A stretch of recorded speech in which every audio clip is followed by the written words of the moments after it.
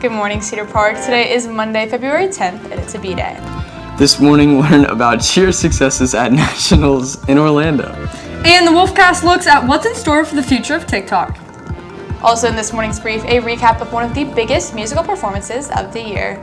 Plus, Risa Lozando and Landon Reeder live in the studio with the latest on your spring sports. Turn it up because the Wolfcast starts now.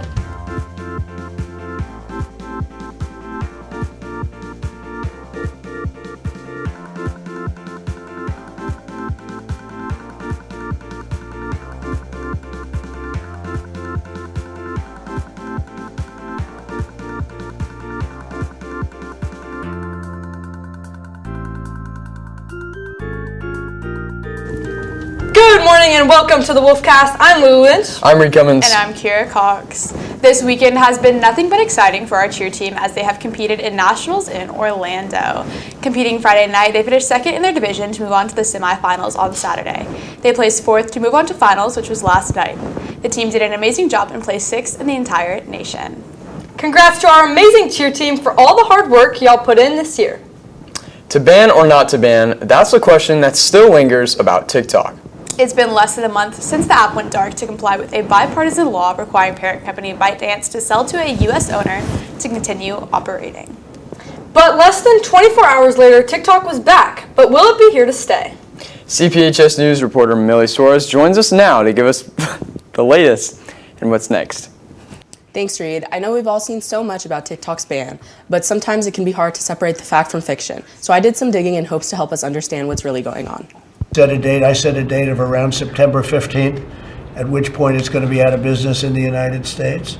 But if somebody, and whether it's Microsoft or somebody else, buys it, that'll be interesting. That was President Trump back in August of 2020. At the time, the president said he viewed the app as a security threat because of the sharing of information of the users of TikTok from the China-based parent company of the app, ByteDance. There's been growing concerns by U.S. officials because ByteDance, as a Chinese company, is obligated to abide by laws giving the Chinese government access to sensitive user information, regardless of where it is stored. We must protect our national security and help keep America's private data out of the hands of our foreign adversaries. I urge support of this bill. Later on in 2023, the House Energy and Commerce Committee called the CEO of TikTok, Xu Zhiqiu, to testify for the app because of the national security threat, in which he sat through 5 hours of interrogation discussing the safety and security of TikTok, like its relationship with China, teen addiction to the app, misinformation, and data privacy. An 8-year-old's experience on TikTok will be so highly restricted that every single piece of content he or she will see will be vetted by Common Sense, our third-party child safety expert, and the 8-year-old will not be able to post, and the 8-year-old will not be able to see any personalized feed. Ultimately, lawmakers were not satisfied with his answer, still in agreement regarding the threat. With much anticipation, the U.S. Supreme Court has upheld the Protecting Americans from Foreign Adversary-Controlled Applications Act. The rules are suspended. The bill is passed. The signed law then required ByteDance to sell TikTok by January 19th of this year. If that didn't happen, TikTok would face a complete ban across the country. The app's legal team then threatened legal action to oppose the law. But ByteDance maintained TikTok was not for sale. And as the clock ticked to a sale deadline, President Trump began publicly flipping his views on the app, especially after the election when he says he felt the app helped him reach younger voters to win his second term. I guess I have a warm spot for TikTok that I didn't have originally. The ban on TikTok faced repeated delays until last month when it suddenly went dark, displaying only a goodbye message. Sure enough, President Trump intervened, extending the ban another 75 days. App stores, including Google Play, has now removed TikTok and any other apps associated with ByteDance like CapCut and Lemonade. To save TikTok, the Trump administration is proposing a partnership with U.S. company Oracle and outside investors. Under this plan, ByteDance would retain a small stake in the app, while Oracle would oversee data collection, algorithms, and software updates. The terms of the deal are still being negotiated and may change. With many years of back and forth with the app, I believe we can all say we hope there's a solution ahead. With CPHS News reporting for the Wolfcast, I'm Millie Suarez. Thanks, Millie. Up next, this morning's brief with Jack Cooper right after these announcements.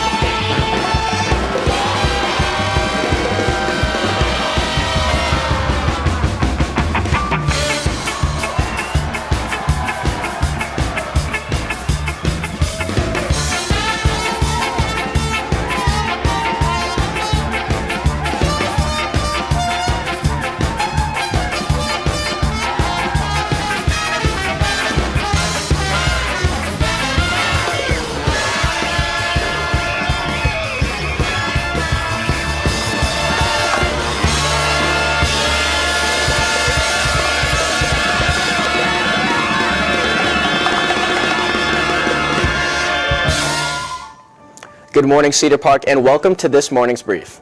First, President Trump plans to implement new tariff. The tariff will target imports on high-grade steel and aluminum. Importers will pay 25% on top of already existing steel and aluminum tariffs.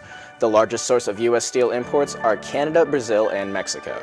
The tariffs will take effect Tuesday and be applied to all countries and match the tariff rate for each country. Next, a measles outbreak is growing in West Texas.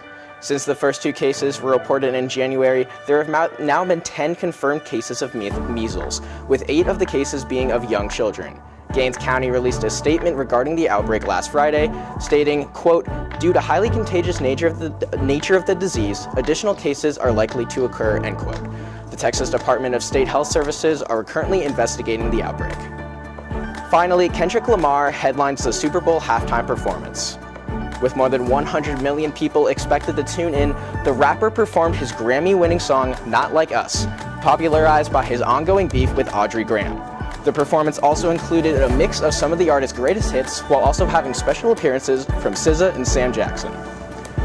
So, how do you guys think this Super Bowl performance compares to the ones of recent years? I think it was really good. I feel like a lot of people are giving it like a lot of grief because it's like, oh, well, Lady Gaga like swung in from the stadium and flew through the air, and Katy Perry rode a tiger, and so this is lame. But I think this one actually had like a very like coherent message, and then there was a lot of symbolism like baked into it that I feel like it just had more depth than most of these performances do. I really liked how he was like, I don't know, I thought his message was... Yeah, I liked how he was doing his own thing. He was on top of the car. I like that a lot. That was cool, yeah. I loved the SZA. I loved SZA coming out. Everyone was like, oh, I hope they play like all the stars. Yeah. And they did, and it was so good. They had a good selection. I also love how he's turned just this like diss track into like 5-time Grammy-winning song, like performing it at the Super Bowl. Imagine you're Drake right now. Like, gosh, I would just be like, oh, I'm Kind so of lost embarrassed. that one. Yeah, well, thanks, Jack. We'll be right back with an all-new sports report right after this break.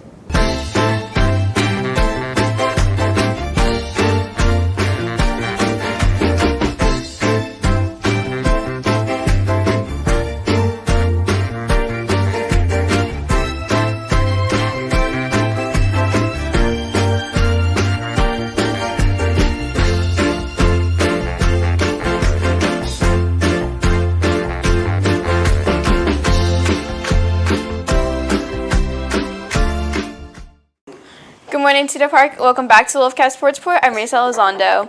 First off, our boys basketball team played Hayes in a thrilling matchup on Friday night. The game went back and forth, but our boys were able to pull out a 40-39 win. They'll play again tomorrow night at Lehman at 7 for their final game of the regular season. Then our girls basketball team has round 1 of playoffs tomorrow against Bernie High School away at Wimberley High School. They play at 6:30, so good luck, ladies. Now over to girls soccer, who completely dominated against Lockhart on Friday night, winning 9-0. Scorers from the night include Meredith Colts, Blake Gilkey, Vanna Tran, and Chrissy Tabor, each with 2 goals, and then Erin Trials Mayer with 1 goal. The team will play here at home tomorrow at 7 against Glenn, so good luck. Then our boys soccer team also had a clean sweep against Lockhart, winning 2-0. Bryce Bailey and Alejandro Hernandez scored the 2 goals of the night for the win, and the team plays away at Glenn tomorrow night at 7. For updates on CPHS sports throughout the week, check out our X at CPHS_sports. With CPHS News, I'm Risa Elizondo. Back to y'all at the desk. Thanks, Reese, and that's today's Wolfcast. Thank you for taking the time to join us during Den. You can catch anything you missed and more on our X, YouTube, or TikTok at CPHS News. Catch tomorrow's show to find out how you can win a free Honda. With CPHS News, I'm Lulu Lynch. I'm Reed Cummins. And I'm Kira Cox. For to make it a great day or not, the choice is yours. Have a magnificent Monday, Cedar Park.